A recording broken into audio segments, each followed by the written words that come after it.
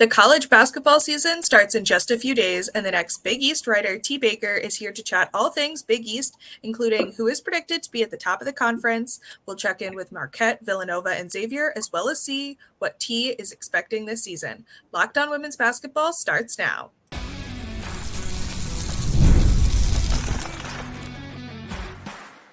You are Locked On Women's Basketball, your daily podcast on women's basketball. Part of the Locked On Podcast Network, your team every day. Hello and happy Friday. You are locked on to women's basketball. I'm Natalie Heavren, and I'm a features writer and the Atlantic 10 beat reporter for The Next.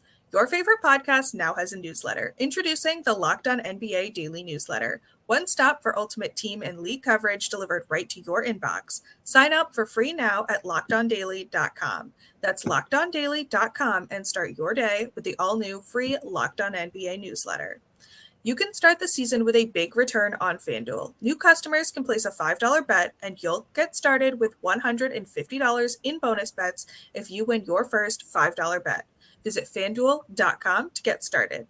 If this is your first time listening to Locked On Women's Basketball, welcome. We at The Next have over 100 reported pieces every single month. We have a beat reporter on every single WNBA team, one on more than 15 different NCAA beats, including the two of us. So get that YouTube subscription up, and you can also support us by subscribing to The Next for $9 a month or $72 a year at thenexthoops.com.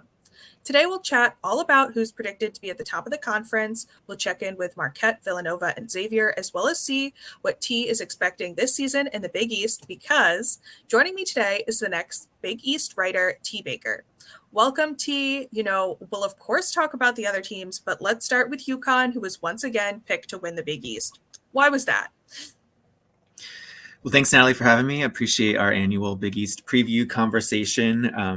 Yukon was picked at the top of the conference like they have been since they rejoined the conference in 2020, just because, the immense talent they have. I think that they made it clear last year that even when they don't have a full roster, they're still an elite team. They're picked in the top 5 of the AP poll and are one of the favorites to win the national championship. So they are the strongest team in the conference. They are led by Paige Beckers, who is at this point becoming a household name, really, and is kind of adding herself into the top tier of women's basketball talent in the country. So between the fact that they have Paige, they have some returning players, and a loaded freshman class led by number 1 recruit Sarah Strong, they are poised again, not just to win the Big East, but to hopefully, for their fans, make a run to the Final Four and maybe finish the job this year of winning a national championship.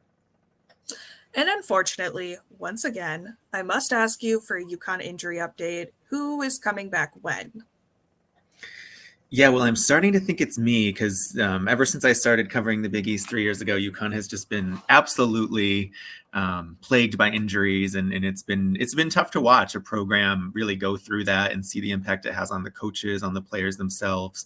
But this year, there are still some players who will be out to start the season. We know that 6th-year graduate wing Aubrey Griffin, she tore her ACL in January of 2024. So usually it's about a 12-month recovery. They expect her to be back hopefully after the first semester and finish out her Yukon career, perhaps starting in January, but with an ACL, you never know, right? So same with AZ Fudd. She tore her ACL early last season in the first couple games in November. So she's closer to return, but still not quite ready for tip-off, hopefully returning late November, early December. And then there's Ayanna Patterson, who we haven't seen play since her freshman season. She's had a series of injuries and now is navigating a shoulder injury with an undetermined timeline.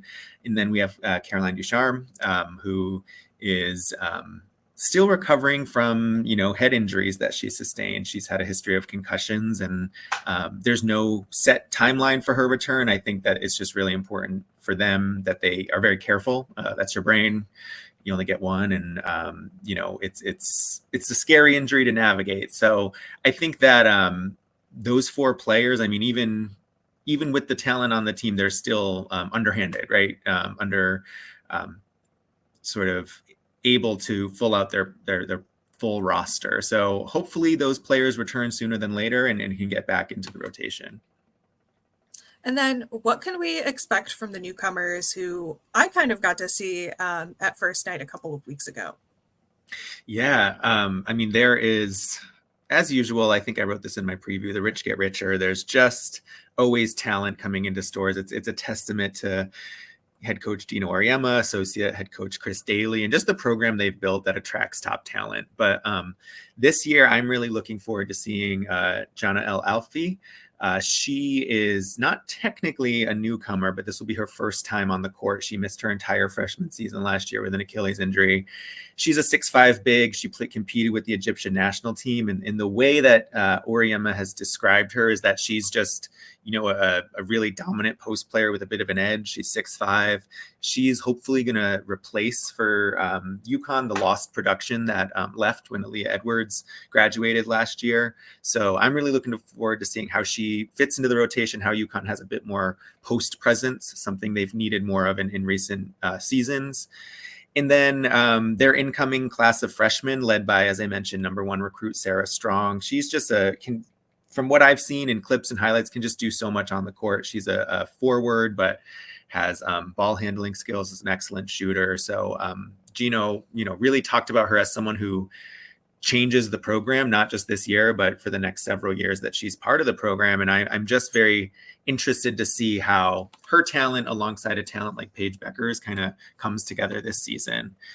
Yukon also brings in 2 other really talented freshmen, 6-foot guard Ali Zebel and 6'2" wing Morgan Shelley. They are players who are, really have a history in high school of being dominant players. Morgan Shelley kind of fits that wing presence, like a Katie Lou Samuelson, that really fits well into Yukon's offense. And then there's Caitlin Chen. She is the 2023 Ivy League Player of the Year. Our Jen Hatfield, our Ivy League beat reporter, wrote a really fascinating feature about how she's kind of going to take her skills from the Ivy League and translate them into Yukon. So again, just a major haul of talent that's going to be integrated. And as always, it's how do you manage the talent? What are the right rotations? And, with a program like Yukon, it's how do you compete for minutes and really work your way into the rotation. Awesome. And as your coverage always shows, it is not all about Yukon in the Big East. What do I need to know about Kraton, who was picked second in the preseason poll? So Kraton has been towards the top of the Big East the past several seasons. They've also made some postseason runs. They are a team that is extremely well coached by head coach Jim Flannery. They've had a core 4 the past several seasons of Molly Mogensen, Lauren Jensen, Morgan Malley, and Emma Ronsick. 3 of those 4 returned this year, and they have really great chemistry. Emma Ronsick actually transferred to go to Colorado State to play with her sister Hannah, which is another fascinating sister-sibling story, which we love here at the Next. But those 3 of Mogensen, Jensen, and Molly, they have so much experience, so much poise, their veteran leadership, and they have a 75% nearly winning percentage in their career together. They've won a championship alongside Ronsick in the 3-on-3 tournament last summer. So they're a team that is well coached, has veteran leadership, and always has players that are really selected to fit into the style of offense that Flan runs. And I'm looking forward to seeing, if they can pull off a win against Yukon this year. That's kind of what they identified in media day as their last big hurdle. They've had some really big wins the past several seasons, but have never been able to knock off the top of the Big East. So maybe this could be the year. And then what do I need to know about Providence? And I'm not just asking because several ATN teams play them in the non-conference. Yeah, and I'm not just answering because I live in Providence, but I do feel so just up on this program. Their head coach, Erin Bath, she is so energetic. She's so funny. She's so lovely to chat with. And she brings such a spirit of family and relationship building to the program that's really made it elevated it, to a different level. They return all of their starters from last year. And that includes talents like their 6'3" post Olivia Olson, guard Bryn Farrell, and their wing Marta Morales Romero, alongside guards Grace Afosa and one of their top shooters, Emily Archibald. So they are a team that brings some consistency from last year and also brings in some new talent. And I'm excited to see how they perform in this the second season of Bath's coaching career at Providence. Were you surprised to see them picked at number 3 in the preseason poll, especially with a second-year head coach? That's not something you see every day. I was surprised. I think Coach Bath was surprised too. She said at Media Day. I think that she also is extremely flattered by that. I think it's a testament to what the improvement has been in that program. And again, when you return 5 starters, when you see that trajectory they were on last season, I think people see their potential. And so I am surprised that ranking, but obviously coaches see something in that program, in the potential of the players that maybe I didn't see. And I would love to see them achieve that and become one of the top teams in the conference, because historically Providence was one of the dominant women's programs. And I love the idea of sort of building that up and having more rivalry in the teams here in the East Coast, and just really creating a competitive Friars program that can compete year in and year out. And I think that starts with this year, which is some high expectations. Awesome. Well, coming up next, we'll check in with Marquette, Villanova, and Xavier.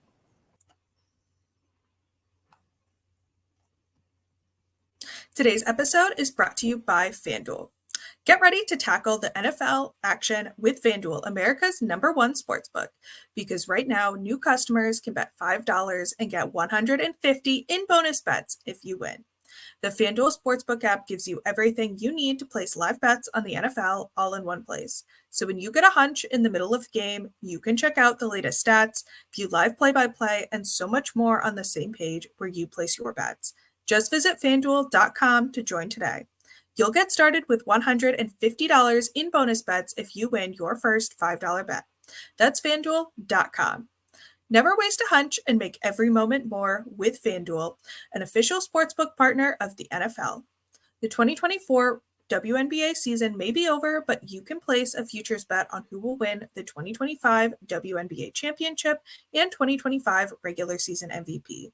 You can also bet on women's tennis, golf, hockey, soccer, MMA, and boxing, all at FanDuel.com. Starting off with Marquette, tell me about Kara Consuegra, the new head coach at Marquette. What does she bring to the team? Well, Coach Kara, I had the chance to talk with her a few days after she was hired. And then, I spoke with her again at Media Day. She says she feels way more settled in now, obviously than her first couple of days on the job. But what they bring in with Coach Kara is a coach who has been there before. She was an assistant for Marquette from 2004 to 2011. She knows the culture. She kind of describes it as being her home.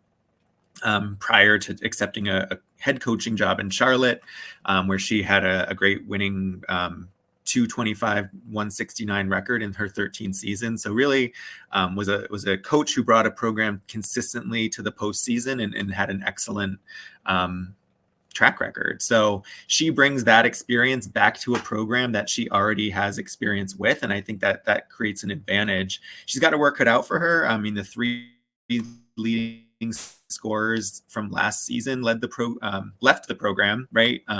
Liza Carlin transferred to Notre Dame. Jordan King, who felt like she was there forever and really was like the face of the program, she graduated. Mackenzie Hare transferred to Iowa State. So it's a new look program under a new head coach. So I think there's always a growing curve as you kind of instill your culture, the kind of offenses you want to run, the defensive sets that you want to run. But she brought with her point guard from Charlotte, Olivia Porter, who provides some continuity. When you have a point guard on the floor who can kind of execute your vision and already has experience with it, I think that's a bit of an advantage. So I think she's really looking forward to having Olivia Porter, on her team in Marquette. And it's also a testament to the kind of person and coach she is that her point guard would follow her there, right? So I think it's really exciting that we'll be able to see that relationship develop in a new setting and hopefully a new era in Marquette. And then, Villanova, is going to look a little bit different this season. Who did they lose? Who came in? And how do you think that turnover will impact the team this season? Yeah, Villanova seems like an entirely new program, right? They lost 8 players either to the transfer portal or graduation, including one of the top scorers in the nation, Lucy Olson. She had 23 points a game. She transferred to Iowa. So she'll, have that national spotlight that still remains on that program after Caitlin Clark's graduation, which I think is fascinating to watch. And they also lost one of their bigs, Christina Dulce, who was emerging as one of the top players on their roster. So those two were part of 8 that left the program, which meant that Coach Denise Dillon and her staff had to get to work really in the transfer portal and, in their high school recruitment to create a new team. So one of the players that I'm really excited to see is Bernard Power Cassidy. She transferred from Holy Cross in Worcester. And she is an international player from Ireland. She's a 2-time Patriot League tournament MVP, last year's Patriot League Scholar Athlete of the Year. She is a player who brings experience in the backcourt, and I think can bring a steadying presence to a new team who's really figuring out their pieces. But I'd love to see how her talent translates from the Patriot League to the Big East. And I think there's potential for her to really surprise some people this year with her talent. Yeah, definitely excited to see her. Followed her a lot over the last couple of years with our great Patriot League writer, Todd Kaklowski, and excited to see what she adds. How is Villanova working on to build chemistry with so many new pieces? I think, Coach Dillon is really just trying to let those players who are new to the program develop who they are. I think she said she's not trying to change who these players are. She's trying to find their strengths and build together what the new pieces are. I think on some level it's helpful to have so many new pieces because everyone's at the same place. You can kind of build that chemistry organically and build that foundation. But she's a great coach. Villanova has such a unique style of play, a really gritty, slow-paced style of play. They have a system, so that helps. And I think just integrating players into that system is going to be the challenge. And I think Coach Dillon and her staff know how to do that. So I'm expecting Villanova to recover pretty quickly from the loss of their major players and still remain pretty competitive in this conference. And then, Xavier has 8 new players. How does Billie Chambers hope to continue building in her second season? I think Billie Chambers had a tough first season. She inherited a program that was at the bottom of the conference. They stayed at the bottom of the conference, and she attributed some of that to, stepping on campus. You inherit the roster that's there and you don't have a lot of time to develop with them before the season starts. So she mentioned this year at Media Day just how she's taken advantage of the time that she's had in the summer and the preseason to really get a sense of who the players are on her team. And she's a talented coach. She had a great run at Iona. So I expect that team to begin to have some upward momentum now that her recruits are in place and her style is a bit more in place. And I'm excited to see, what Xavier's ceiling is this year with some new pieces. And then, the team also has a total of 12 international players from 9 countries. How has Chambers worked to create chemistry on that team? Yeah, well, she joked that since they all speak different languages, they can't all be mad at her at one time, which I think is a hilarious thing to say. 12 international players, that's the most in Division I. That's clearly a demonstration of where their recruiting energy was put, right, into the international,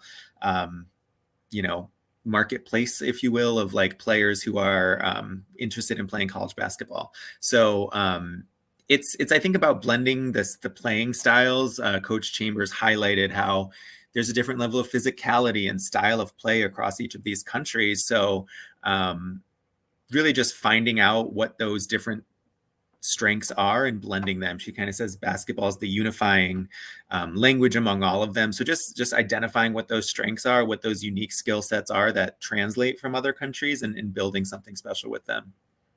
And then who are some players to keep an eye out for?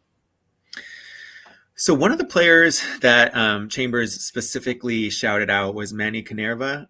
She is a point guard from Finland. She's played overseas, has pro experience, and really just has a sense of confidence that I think is going to hopefully elevate this program. I think Xavier in the past seasons has had a tough morale, right? When you go 0-18 in a conference, when you're towards the bottom, it's hard to carry yourself with that confidence. So I think having a point guard that has that professional level experience, who knows what it's like to play at an elite level, will elevate this program. And having that point guard position especially can kind of translate into energy across all the positions. Awesome. Coming up next, T will share what they're looking forward to this season in the Big East and some things to keep an eye out for. Today's episode is brought to you by Game Time. I grew up going to hockey games with my dad, and there is nothing like watching hockey live. Game Time has a new feature called Game Time Picks that makes getting tickets to see your favorite teams play live even easier. I recently just used Game Time Picks to buy tickets for a Hartford Wolfpack game, and it was so easy. I just opened the app, searched for my event, and clicked Game Time Picks, which showed me super deals, deals in the top 1% of value for the event, amazing deals in the top 5% of value, and great deals in the top 10% of value for the event. This helped me buy $19 super deal tickets to a game next week. And with Game Time Picks, the curation makes it easier to save more on sports, concerts, comedy, theater, and more. And I love that you can get a panoramic view from your seat in the app before you buy. Take the guesswork out of buying tickets with Game Time Picks. Download the Game Time app, create an account, and use code LOCKEDONNBA for $20 off your first purchase. Terms apply. Again, create an account and redeem code LOCKEDONNBA for $20 off. Download Game Time today. What time is it? Game time. Okay, so this is always one of my favorite segments whenever we're talking about just before the season starts. Who do you think will have a breakout season? So I have my eyes on Grace Ifosa. She is a guard with Providence. She is a graduate guard. I've had the chance, like I said, I live in the Providence area, so I have a chance to check out a lot of their games when other Big East teams roll through. Her athleticism is among the most elite in the conference. She's fast. She's has a high IQ. She cuts at the right time. She's just always active on the court. Last season, she was the second leading scorer and rebounder on the team, and also added 1.5 assists and steals per game. So she's got a well-rounded game, scored in double digits last year 17 times and had 20 more points on 3 or more occasions. So she can light it up as a shooter, but really it's the intangibles. It's the hustle, it's the movement. And Coach Bath kind of said this year, they're trying to channel that for good, because sometimes when you're that type of athletic player, you can be all over the place, and body control and discipline can be tough. But I think she's had the chance to grow under Coach Bath. The two of them seem to have a connectedness. So Coach Bath said really channeling that for good. And I'm excited to see her play. I think she, is going to be one of the most elite players in the conference. She's all Big East. So the expectations are there, and I'm excited to see her make some noise in the conference. And then is there anyone else we should keep an eye out for this season? Yeah, there's so much talent in the Big East. This question's hard. I had to narrow it down to just a few, but two of the big names that I think of, one of them is Kelsey Ransom at Georgetown. She is a graduate guard. She was part of their really inspired run last year, and she is just such a poised, talented leader. And she brings energy to the court. She was a co-defensive player of the year last year. And she brings just an intensity to the court and a vision for how this team should play. And she's able to execute on Coach Darnell Haney's vision too. So she's always been one of the top players in the conference. And I expect this in her final season to really see her prove herself and throw her weight around in the conference. Another one is Bernaya Mayo.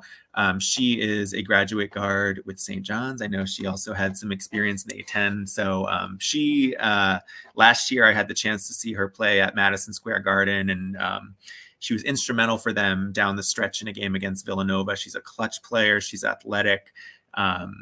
And I think that she did put some people, on notice last year, making awareness of her name. But this year, she's going to really step into a leadership role and is one of the team captains. So I think she is poised to lead the team and continue to show off the type of skill and athleticism that she offers to St. John's. And then, with the non-conference season coming up, what are some games to watch? I know I'm keeping an eye on Providence, who's playing Dayton, Rhode Island, and VCU, and then also Rhode Island is taking on St. John's. But what do you have circled on your calendar? Yes, and we will be attending a game in Rhode Island this year. We'll make it happen because I need to see some A10 action as well. I got so many games circled. Again, another tough question, but two of them in particular happened in late December. On December 20th, Kraton is going to be playing against UCLA in the Bay Area Classic. UCLA and Kraton went down to the wire last year in the second round at Pauley Pavilion. In UCLA, Kraton almost pulled off the upset. It was a 67-63 win by UCLA, but Kraton was so close to making it back to the Sweet 16, and they're out for revenge. They're like, look, we got that game circled. We want to beat them, and those are two evenly matched teams. So I'm excited to see how they compete against UCLA. I mean, UCLA has brought in a lot of new talent, right? So they're a new team as well, but I think it'll be interesting to have that competitive fire and sort of a revenge game. Then the next day, I won't be sleeping that weekend, apparently. USC comes to the XL Center in Hartford. Juju Watkins, Paige Beckers. This is blockbuster basketball. I can't wait to see those two teams compete, not just for those two players, but also for the talent surrounding them. Those are two of the most elite programs in the country. I'm a historian of the game too. So seeing a team like USC, which won their titles back in the 80s and re-emerging as a powerhouse is so exciting for me to see. So kind of like that new versus old dynasty that I love to see. And I can't wait to see those two teams take the court. And then I guess I'm just full of tough questions today. What are you most excited to see in the Big East this season? I think that, for me, I am always someone who's keeping an eye on sort of like the competitive growth of the conference. And I think since Yukon rejoined in 2020, there's just been increased investment in the coaching. There's this new rivalries emerging. So for me, I'm just excited to see the teams who have been on the rise, teams like Butler, who under head coach Austin Parkinson have gotten better each season, just become more competitive, grow into the conference. So teams like Xavier, Butler, even a new look DePaul team that's lost a lot of players but brings in a lot of new talent. I love to see how those teams towards, who have kind of hung around towards the middle, lower ends of the conference the past 3 seasons, just grow and become more competitive. I love to see the growth of programs and individual athletes in this conference. So I'm excited for all of it. There's going to be some great conference games, some non-conference games, and I can't wait to continue to bring, to our readers and our listeners, just all of the excitement that is contained in the Big East Conference. Awesome. Well, thank you so much for joining me today. Where can the people find you and your work? So my work is at The Next. I write as our Big East beat reporter for The Next. I can also be followed on social media at @TBaker, TEE Baker _WBB for women's basketball, where you can see mostly me reposting some of my favorite clips and highlights, but also highlighting our important work at The Next. So I just appreciate, the ability to cover the Big East Conference, especially in the changing college basketball landscape, continuing to cover a consistent conference that teams are remaining, rivalries are strengthening, and just looking forward to another year of college basketball. Awesome. Well, thank you again. And thanks to our listeners for making us your first listen of the day. Your favorite podcast now has a newsletter introducing the Locked On NBA daily newsletter, one stop for ultimate team and league coverage delivered right to your inbox. Sign up for free now at lockedondaily.com. That's lockedondaily.com and start your day with the all-new free Locked On NBA newsletter. And make sure to tune in tomorrow to hear from our WNBA draft crew.